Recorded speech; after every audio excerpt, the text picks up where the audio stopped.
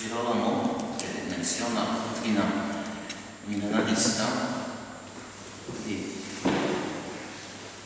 in una cinquantina di testi, tra questi ci sono anche riferimenti ad Apollinare e alla Laodicea, però non sono in realtà molti.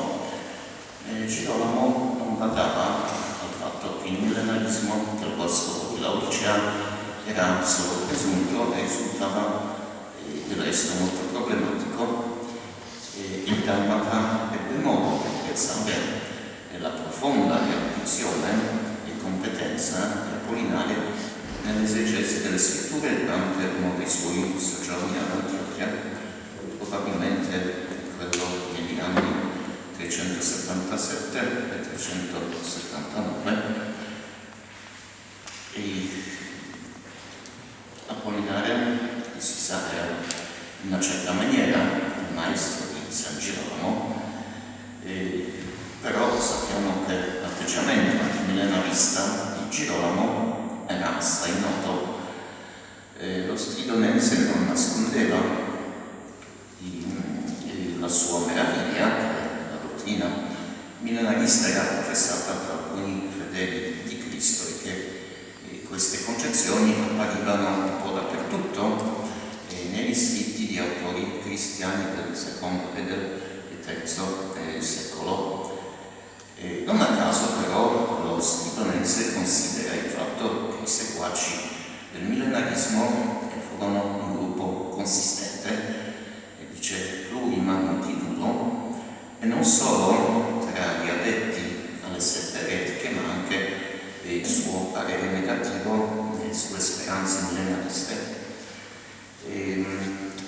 Girolamo se la prese con gli apollinaristi nel periodo in cui commentava i profeti maggiori, facendo si mostrava critico verso il suo maestro antiocheno Apollinare. Il Dalmata non aggiunge niente di nuovo alle sue concezioni anteriori, antimillenariste, tranne che adoperare una tagliente ironia e fare degli attacchi personali. Questa è la sua ragione, questa è la ragione per cui nei suoi resoconti l'esegeta latino sicuramente deforma un po' le conclusioni del suo maestro, guardando caso se erano vere, perché Girolamo non dimostra una minima comprensione nei confronti dei testi chiliasti, anche se queste convinzioni erano radicate nella tradizione del passato. Non per caso Girolamo nomina Apollinare accanto a Ireneo, ad esempio,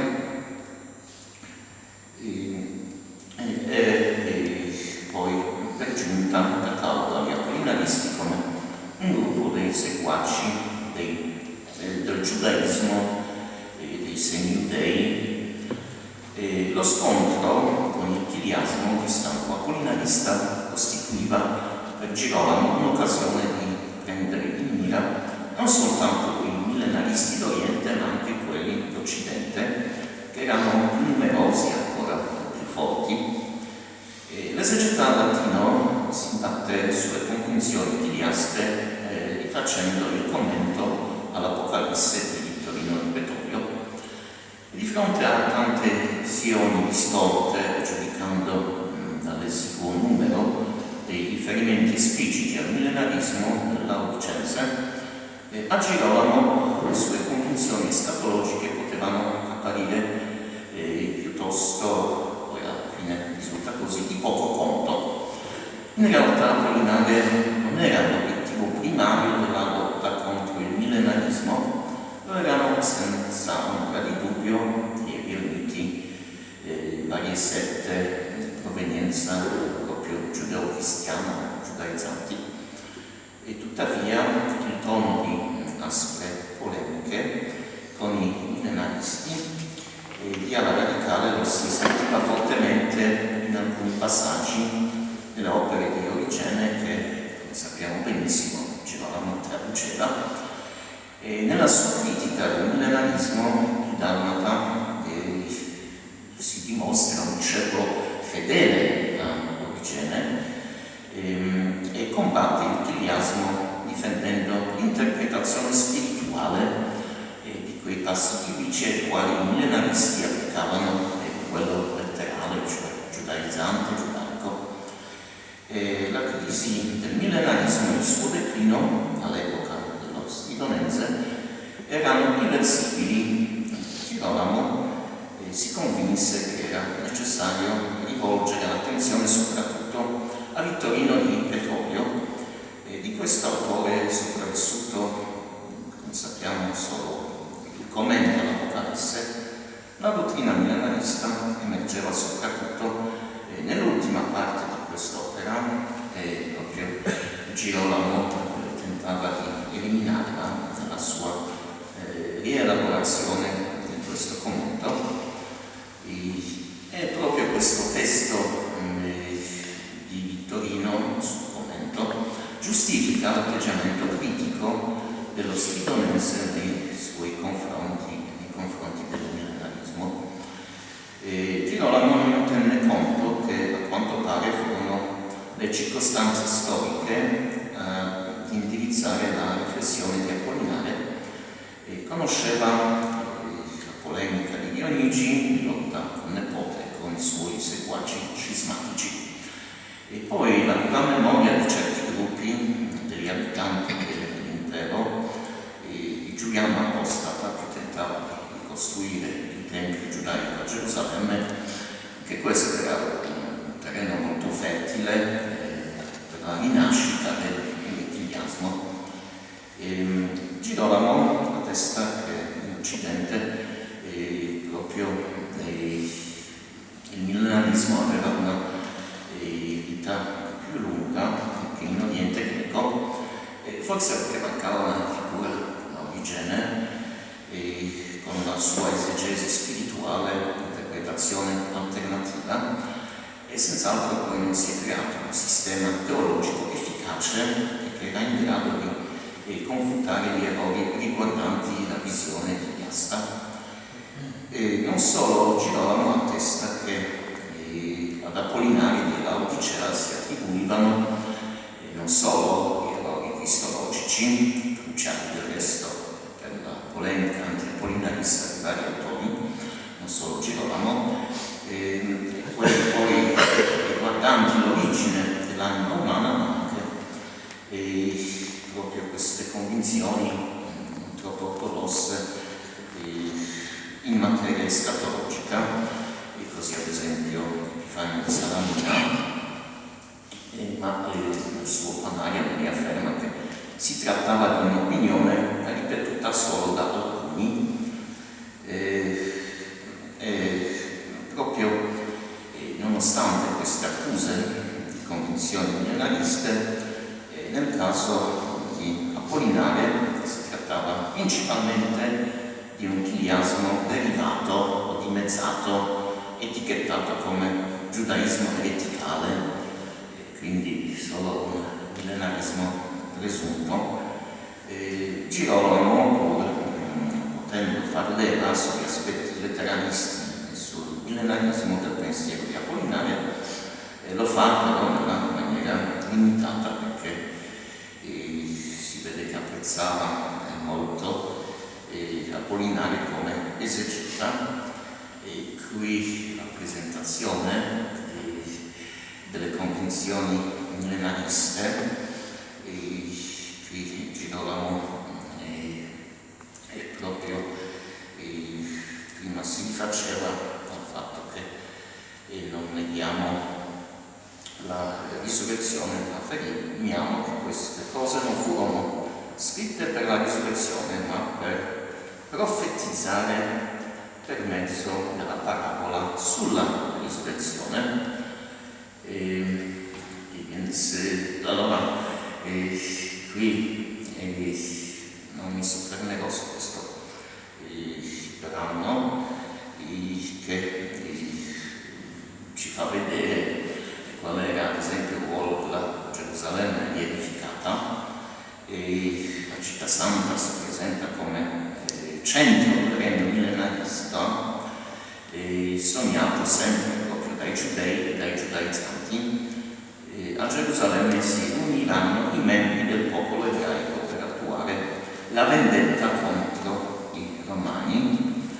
Qui un altro testo, e vediamo che i millenaristi si basavano sulle interpretazioni materialiste delle promesse dell'Antico e del Nuovo Testamento.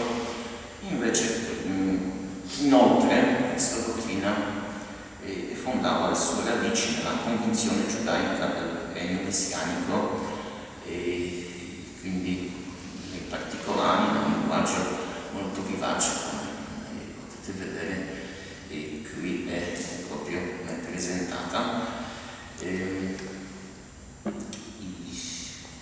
Però passiamo più in particolare il caso di Apollinare.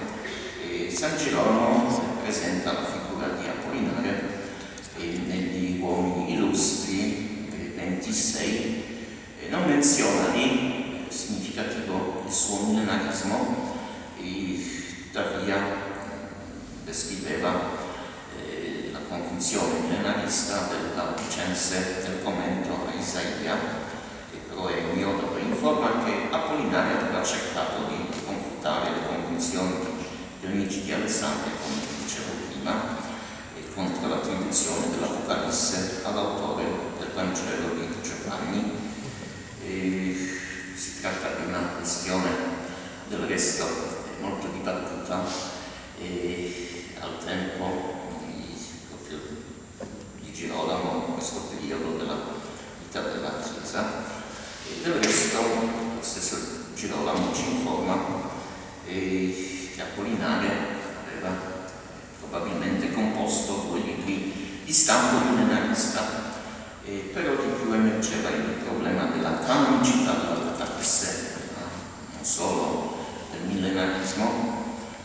Non mancavano poi gli emuli di Vittorino, i quali indicavano i fondamenti biblici della dottrina millenarista, cercandolo nella Sacra Scrittura e così far risorgere questa idea.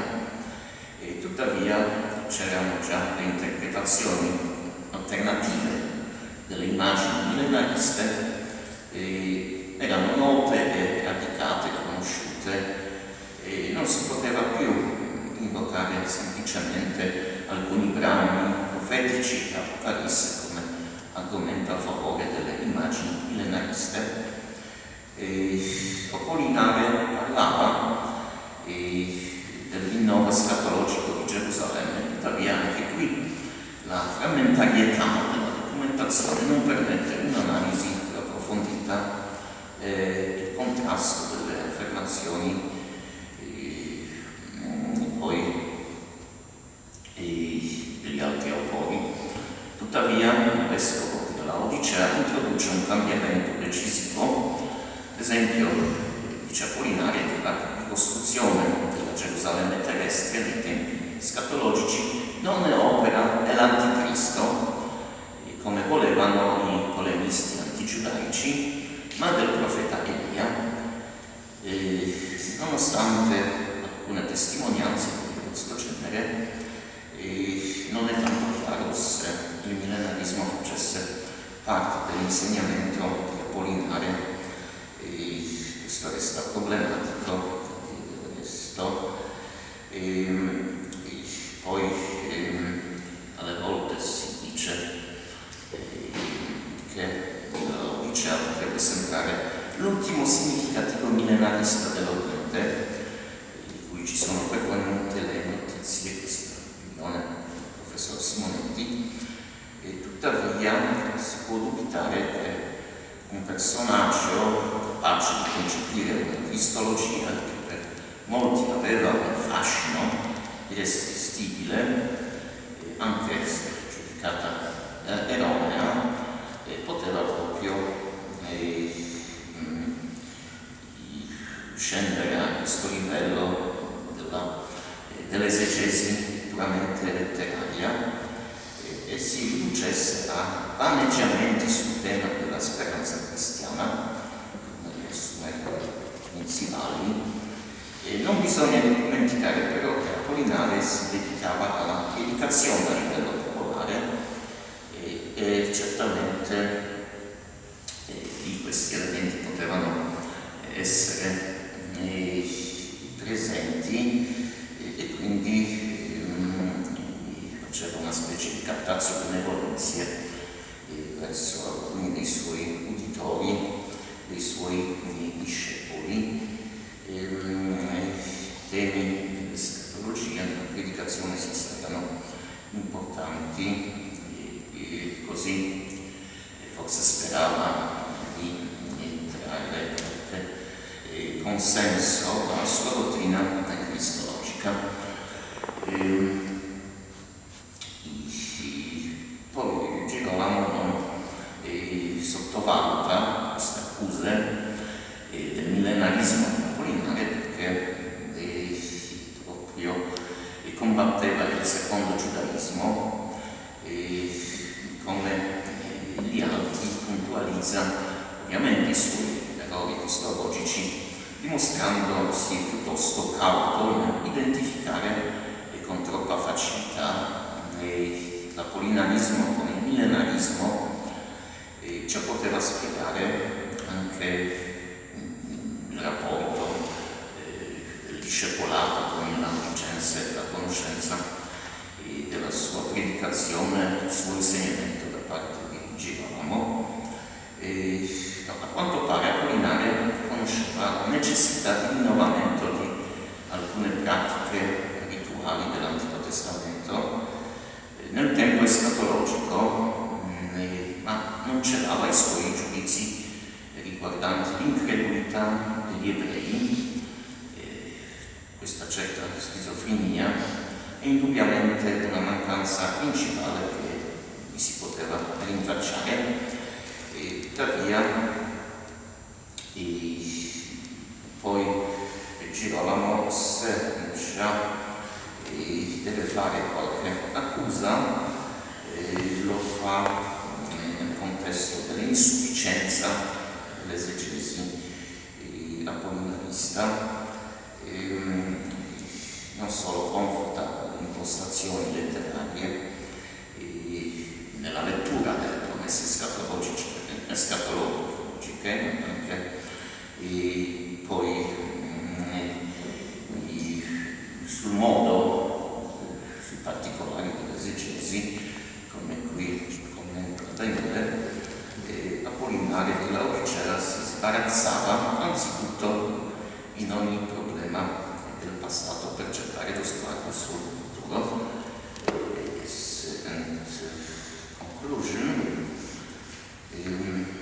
La conclusione, la personalità di Laodicense era considerata in un contesto religioso peculiare, ma resta la sua notevole indipendenza dalle dottrine professate e dei modelli utilizzati nell'esegesi, nonostante la preferenza di Apollinare per l'esegesi letterale data da Girolamo, che poteva, come cercavo di dirvi, ispirarsi alle convinzioni chiliaste e di non presta fianco alle aspre critiche di Girolamo rivolte ai millenaristi per altri scopi. Apollinare, perfino i suoi seguaci paragonati con i contemporanei giudaizzanti, offrivano più argomenti al polemista latino, Apollinare stesso. In ogni caso, le pagine sull'argomento